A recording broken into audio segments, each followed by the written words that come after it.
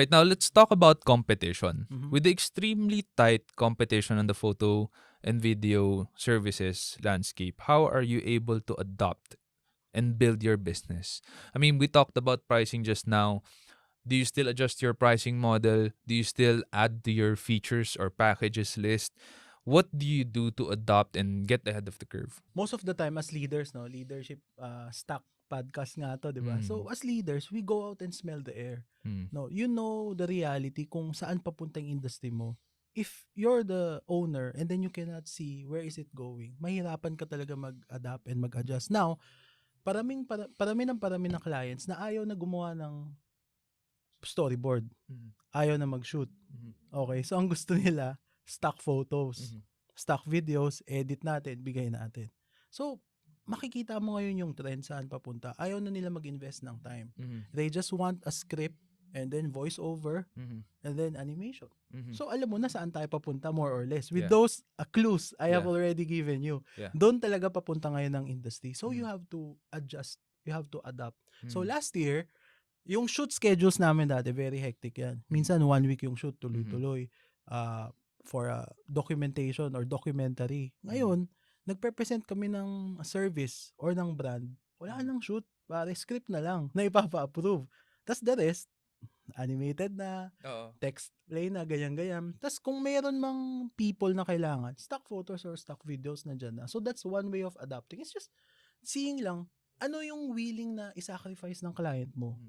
Time, effort, whatever. Kung ano yung ayaw nila. Yung script daw, kayo gumagawa. Yes, initially. And then we submit it for approval. Kasi that's part of our responsibility. So, gagawin namin yung script, gagawin namin storyboarding, even yung shot list. Then they will say, this shot we cannot do. Replace it with a stock photo. So, if it's stock photo, stock video, we ask budget from the client. Kasi pambibili namin yun eh. Tsaka property mo naman yun after. Pero yung script kayo gumagawa. I mean, for me, it's unbelievable. Kasi for me, dapat yung client yung gumawa nun eh. Because it's their story to tell. Yeah, but you know, the bidding process, okay, for corporations. Oh, yeah. Okay, so trade secret to. You're getting it firsthand here in Leadership Stack. Okay, so para makuha kayo, hindi lang presyo nyo, script nyo. Okay? So when you submit a quotation without a script or without a storyboard, wala na, tanggal ka na sa table. Na you're not even an option. So it's like a standard, an industry standard for the bidders. An expectation. They would actually say, give us an idea of how you would go about it.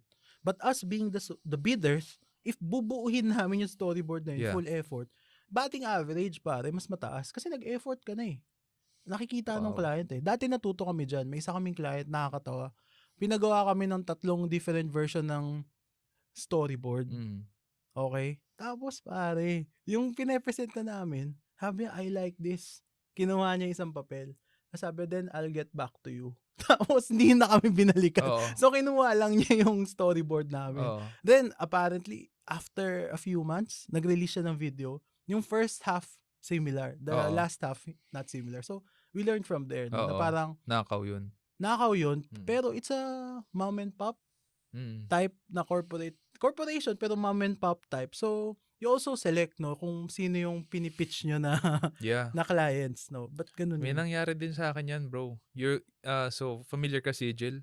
Yeah. It's one of my companies, a creative company. We did video storyboarding for a very big logistics company here in the Philippines. If you're wondering, the color of their logo is red. Wow! Red! Bro, nakaw. I couldn't believe it. Grabe. Nakaw. Nung nakita namin yung video na nirelease nila, kasi nag-radio silent din eh. Yeah. Nung nakita namin, bro, parehas na parehas. Grabe, no? Ang malala doon, binayaran ko yung storyboard, bro. Shucks. Kasi may team ako in-house pero hindi sila, nag-outsource pa kami nung nag-drawing yung storyboard, yung idea, yung kwento sa amin. Yeah. Script sa amin. Pero yung drawing, binayaran ko pa yun. Hindi masaklap, pero that's the reality of it eh. Kaya, the one thing I love about what we do at SEO Hacker, we don't have that. Sa amin, ito yun. 5 keyword rankings. Yun na yun. Gusto mo, okay. Kung hindi, okay. Pero wala kaming binibigay na isang alam parang ano kagad yan eh, parang grace agad eh, may Yeah. bibigay ka kagad eh. Yeah. Mahirap eh, minsan nanakawin eh. I Yeah. mean, whether mom and pop or whether it's one of the biggest, arguably, maybe the biggest logistics Starts with letter. company in the wag na, malaki na nga yung red na logo eh. Malaking benta na nga yun. So, Okay. I learned my lesson there Yeah. na they will not really care. Yeah, they don't just care. get it. Even if there's a contract, they won't sign it eh. Sabihin nila kasi, it's not naman official that I already got your services. Just Right. give me a rough draft of storyboard. Or Yeah. what. So there's really no, I remember then my corporate kami, we Yeah. asked for a down payment. You know how they answered? We don't do that. Right. There's no such thing as down payment in our company. So Oo. it's either being the preferred supplier, you adapt to our process, or get out. This is interesting because you have experienced that with the mom and pop na they got your idea and they made a video out of it, which I'm sure you would know because you made the storyboard. You would know if they copied it. How do you prevent that from happening now? So now, Kasi you mentioned that you still have to do it. yeah, we still have that to do it. it's industry standard. Actually, the problem here is when it's a new client, Mm. there's really a risk. Mm. Kasi hinihingi nila yun eh. It's an expectation eh. They ask for ideas or whatever. Mm. Every time it's a new client, it's a risk. But every time it's a repeating client, it's anong tawag dito?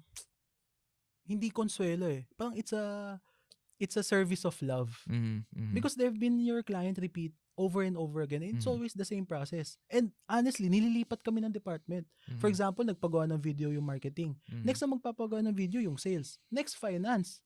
Meron pa kami HR. Even Talaga? nagpapagawa pa rin ng video kasi laki ng organization. Yeah. So we are more than willing to give that storyboard. Minsan hit, minsan miss. Oo. Pero it's okay kasi repeating yung client. But Yeah. every time it's a new client, it's actually a risk. Oo. You cannot hindi ka pwede maging mayabang and say Yeah. na, we don't do that. Kasi, edi parang tinanggihan mo na rin yung client. Oo. Ganon. Yeah. So, nasa discretion yun nung supplier or how you build relationships with people. By the way, sobrang worth it mag-build ng relationship sa photo and video industry if ang clients mo corpo. For personal events, just imagine, you built a relationship with the couple. Let's say, husband and wife. They would refer you maybe to another husband and wife na ikakasal, a pair, or binyag. So, yung buong binild mo na relationship, siguro makadalawa-tatlong ulit ka, masaya ka na. Then, reset ulit yun. You need to build another relationship to a separate couple. Yeah. Pero for a corporation, tuloy-tuloy. Yeah. You just build a relationship with these people and then, to be honest, Yeah. they move around. Yeah. For example, dati nasa company sila na to, lumipat sila dito. Oo. Bro, dala-dala nila kami. Yes. Diba? So, Tama. Long term. Long term. So, Long term. going back to that question na paano yung approach namin doon, yun ang actually approach natin, word of mouth. Right. And yung relationship na na-build mo doon sa contact mo, doon sa company, which is happy naman sila madalas. Madalas happy naman sila. So, going back to the risking it, no? Kanina sabi mo, service of love pag repeat. Yeah. Pero pag new client, it's a service of faith. Because you don't know what's gonna happen. Yeah. You need to pray about it, Yes, right? yes. But there is no real way that you have ensured, not yet, no? There's no what you're telling us, no? Yeah. There's no real way yet that you have made sure that they cannot just steal the idea. Yes. The best thing that we can do is make the storyboard as generic as possible. Kasi that's our effort eh. I mean, Yeah. you didn't pay for it. Yeah. We are just pitching it to you. Yeah. So, pag na-close yung deal, mapaplansya pa yon. Lalo magiging detailed yung storyboard. No? Pero, yung initial na pitch namin, rough idea lang siya. Yeah. Where will it start? Where will it end? And at the end of the day, business is always a risk. And So, you don't, I assume now you don't allow them to take the paper. Yes. Kasi we don't allow. biglang kinuha Pero eh. bro, nagulat kami doon. Oh. Sobra, na kinuha niya lang yung papel. As in, kasama ko yung partner ko noon, na-stand din kami. And then, to be honest, we were never in that situation before. First time namin na-encounter yun. So, parang nabobo kami. Yung kinuha niya yung papel, parang, tas adjourn na yung meeting. Sige, bye. Parang nag-zombie mode ka, hindi mo alam yung gagawin mo. Ngayon, ano sasabihin mo pag ganun? You can take that paper. Oo. You can take that's proprietary information, Yeah, right? yeah. Unless you pay for it. Yes. But you can pay for it now. If you Pwede want, ganun, di ba? di ba? Oo. Grabe.